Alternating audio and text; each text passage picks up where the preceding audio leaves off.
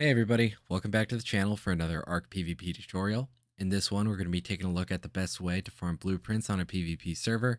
I'm going to skip the monologue and intro stuff and get right into it. So the first thing in our video is going to take us to the coordinates 52.3 by 2.5. This is the underwater cave on the west side of the island. We're going to be taking a look at both in this video. After I remove the water single layer, I'm going to show you the entrance right here.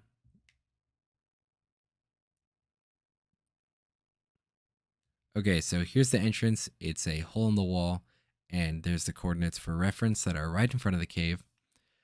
Before we head in, I do want to note that you might need one of these guys. You're definitely going to need a full set of scuba gear. I have done this before without scuba gear, just using flippers and high-level oxygen, but that's not really ideal if you don't have access to mind wipe tonics, so just tame up one of these ichthyosauruses and head into the cave. The next thing that you're going to want to look out for are these red loot crates. They're shaped like pyramids that are upside down. I can't get them to spawn on single player for some reason, but if you just hug the floor and follow the route of the cave, a lot of them will be there. If we're being honest, the only thing you have to worry about in this cave are the Cnidaria and the electric eels. Other than that, you should be able to outrun everything on the Ichthyosaurus. Even then, I think you can outrun eels as well. One of the things that I like to do is place a sleeping bag somewhere with a storage box and just keep depoting the loot so I don't have to carry it all on me, because there's a pretty high likelihood that you're going to run into somebody in these caves. These caves are popular building spots, but I don't think alpha tribes will be building in here, at least until the underwater vacuum compartments start to become the meta again. The second thing that I wanted to look at is the second cave here. We're not going to run through it like we did the last cave, but it's at these coordinates here, 44 by 98.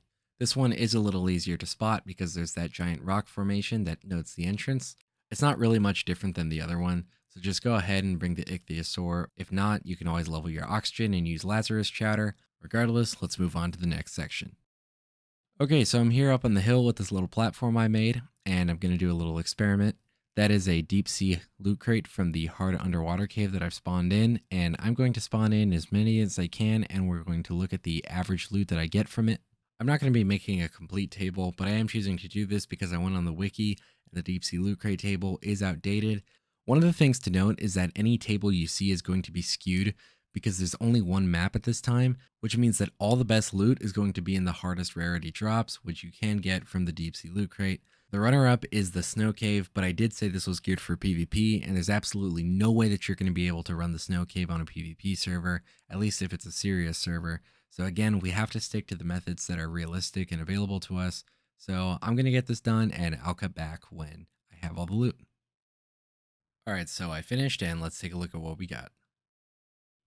Okay, so scrolling down, I think that the first thing we notice is that just about half the items that we got are blueprints, which is what we're looking for here. Of course, a good pre-crafted item is always helpful, but you do want to be able to craft it multiple times. Um, just scanning through the blueprint specifically, I see a full set of flak. There's a shotgun right there. Some saddles, decent saddles. Okay, so I don't see a Stego saddle blueprint, which is what I was looking for, but I have gotten one on official before, so it is possible that I just got really unlucky in these rolls. That's the way that it works sometimes. I mean, you guys know that you don't find what you want on the first try, but what you are looking for in blueprint hunting is usually a full set of flak, which I believe we see, and a shotgun, which we found earlier, fabricated sniper, and I guess other kinds of weapons. I mean, the crossbow is really it. So I guess I'll filter them out and we'll take a look at exactly how good the blueprints are. Okay, so looking at the flak, 521 durability, 695, 568. Okay, so they're not the greatest blueprints in the world, but at the end of the day, these are the best that you're going to be able to find. The blueprints in the snow cave are actually worse. Um, 581, 393. Okay, so we're not getting any 1000 Dura flak off the gate, but if you really wanted to, you actually could go tame a Leopleurodon, which would increase the likelihood of getting higher quality blueprints. This is without a Leopleurodon buff, and it's majority Ascendant and Mastercraft. So, I mean, just the fact that we see a boots, legs, gloves, chest piece, and there's a helmet BP. Yeah, so we are getting the full flak set, and I did get that in the first few couple drops. So I mean, that'll pretty much set you up. And there's a shotgun. It's not the greatest shotgun in the world. Um, that Ascendant one is not much better. Let's take a look at the fabricated sniper. Oh, see, look, nearly capped fabricated sniper. It's the first one that we got. So yeah, I mean, these are top-notch blueprints. It doesn't get better than this. So if you're on an official PvP server and you're looking for something to do, just get Flippers and Lazarus Chatter and just spend a day down there and you'll be pretty much set up. One of the best things that you can do to compete with other people is have stronger gear than them, and this is the way to do it. I mean, I'm seeing the important saddles here. And yeah, really, the step one to being the alpha of the server is having the best gear. Of course, you want to be dominant in your fights, you want to be more efficient in your raids, and blueprints are the way to go. So, thanks for watching, guys. And sorry that I haven't uploaded recently. I have been kind of busy with school, and playing Ark and going to university is a difficult. I'm not gonna lie, I think the week that this game came out, I spent more time working on this than I did assignments and projects.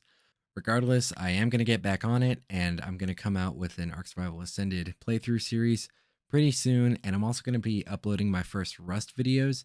I finally had a chance to play that.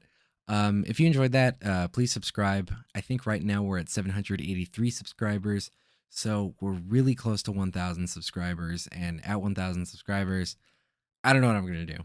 But if you enjoyed, please subscribe. If not, leave a hate comment. And otherwise, have an amazing day.